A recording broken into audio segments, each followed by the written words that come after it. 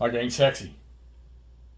East Front, February of 1944.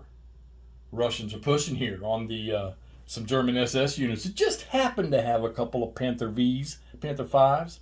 They got a Tiger sitting in here, Tiger 1, of course, and they got a Stug. And amazingly enough, the old Stug out front there, he's done quite a bit of damage, not to mention the Tiger's helped, and the Panther hadn't destroyed, the Panther hadn't destroyed anything yet. The Tiger has, the Stug's got a kill. Got some Russian infantry moving down here through the woods. Hopefully they can get there. I couldn't see putting them on the back of these vehicles and bringing them across this open terrain with some seriously high velocity weapons sitting here. And then you got SS troops sitting in foxholes with Panzer Shreks and machine guns. So I'm not sure how this is going to turn out because we've already knocked out 4 Soviet armored vehicles. One's a T-70 and the other 3 are just straight T-34s. All right, so now some of these bigger guns for the Russians have closed, these T-34 with the 85 millimeters on them, and a couple of SUs and a JS. All right, I guess the JS would be a Joseph Stalin tank, I'm sure, instead of an IS. So anyhow, he got pretty good armor on him too, I know that. German infantry hadn't even, all they've done is sit there and make coffee. They haven't had to do anything yet, but they're about to, I'm sure, and once this infantry closes, I probably should have kept this armor back. So we're playing the scenario keeping the door open from the Heroes of the Motherland, all right? And we're playing, it's in Lysanka in Russia, February 16th of 1944. The Soviet armors have encircled the German forces on the tenuous and dynamic East Front. The encircled this time were 6 German divisions that had been holding defensive positions along the Dnieper River in the Korsun Pocket. So we're playing a Korsun Pocket. Objective, no good order units for the Germans left on the map at the end of the game. It's 9 game turns. We're getting ready to start game turn 4. We're on a roll. Lock and load, tactical, East Front, Heroes of the Motherland. That's the end of turn 3. We'll get back to you with some more shortly. All right, this Hexy. Let's make a statement. Tiger tanks are vicious, okay? And the Tiger tank in this game here was quite vicious. So was the Stug 3G. That was in here. He was quite vicious. I had him right up in the front, right? I had him right in here, and that's where he died. But he knocked out a couple of vehicles. Panther 5 sitting over here. Yeah, he finally eventually knocked out a tank right here. Panther 5 I had, where'd I have him? Did I have him down lower here? I think I had him down, I had him down here. Note all the wheat and the crop fields, those are considered open terrain in this scenario here. So he was sitting here, he knocked out a couple too. But this Tiger, I got smart with this Tiger, and I would have him in this hex where he had a field of fire through here, and I would do the assault stuff where he could shoot, and I would back him up so tanks on this road couldn't get him. So when these Russian tanks closed right in here, I had him shoot at the tank that's sitting here, the only one that could see him. He destroyed him, and you use half your movement to do this, and then I backed him up, okay, on the road there, so this tank couldn't hit him, and this guy was behind the building. He wasn't going to hit him anyhow.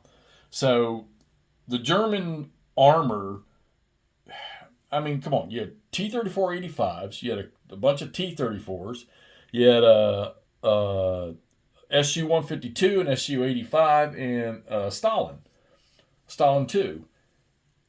But I know that the Stalin 2 was designed to deal with these German heavy vehicles, but the high velocity guns on the Panther and this Tiger, they were just too much for these guys. And I mean, you can see, just looking at the battlefield, look at all the wreck markers. There, up here. All right. And I thought I'd bring the infantry for the Russians down in, okay? Well, all the woods are considered light woods in this game, in this scenario. So it didn't matter where they came from. The Germans would fire, even though they would get degrading terrain they're shooting across, which did help sometimes. This was the best any Russian infantry unit could do. That's the best he could close. They were constantly just by the machine gun sitting around. I never had to once fire the Panzer Shrek, which is sitting here, and the 2 Panzerfausts that are in these 2 foxholes right here. The tanks just never did any damage to these guys in these foxholes. I mean, they hit them a couple times, but they never got any. When they got a DC check on this guy here, the leader saved him. They got 1 DC +1 on this guy here, but he blew that away. Never shot at this guy, so he just stayed in his foxhole the whole time and drank coffee and I don't know, ate cinnamon buns or whatever. But yeah, just this was just a smoke show for the Germans. Just they lost a tiger. I mean, they lost a panther, a PC-5, and they lost a 5G, and they lost a Stug 3G, and that's it. The infantry never missed a beat. And I think the only infantry I moved was this little SS guy here. He moved out of the building here, which is the victory location. He moved over here to help put fire on these guys here. So yeah, just nothing. I mean, they just got beaten the ground 9 turns, and the game flows so fast. I'm sure there's a couple things I'm missing rules wise. Probably the first couple turns, having to stay on the ordnance fire and the direct fire charts to make sure I understanding how damage check rolls work and understanding how rally worked. Rally was interesting. There's no leader on a guy if he doesn't have an SRP or SR on the backside of his counter. He can't rally unless there's a leader in there. So this poor guy here, once they because the other groups were getting shot up with the 2 Russian leaders on them, they never had anybody to rally him, and the Germans just kept picking and pocking at him and shooting him up. They never really got a chance to move away, and it wouldn't matter anyhow, just be degrading terrain, which, yeah, I guess that would have helped, but you can see the casualty count up there. All that Russian armor burning, a couple of German tanks, a TD and a tank burning, but yeah, just a total smoke for the Germans. They just blew them out. So this was what was this scenario called? Keeping the door open. Yeah, keeping the door open. I think I got one more from this book that falls in the month of February that I'm gonna give a shot. But we're gonna wrap this one up. Just total German victory. They never even got into the village. The Russians never even got into the village. German armor did 90% of the damage and destruction. And then the infantry units sitting up here on this side here, they maintained their fields of fire into those light woods right there, just kept the Russians out.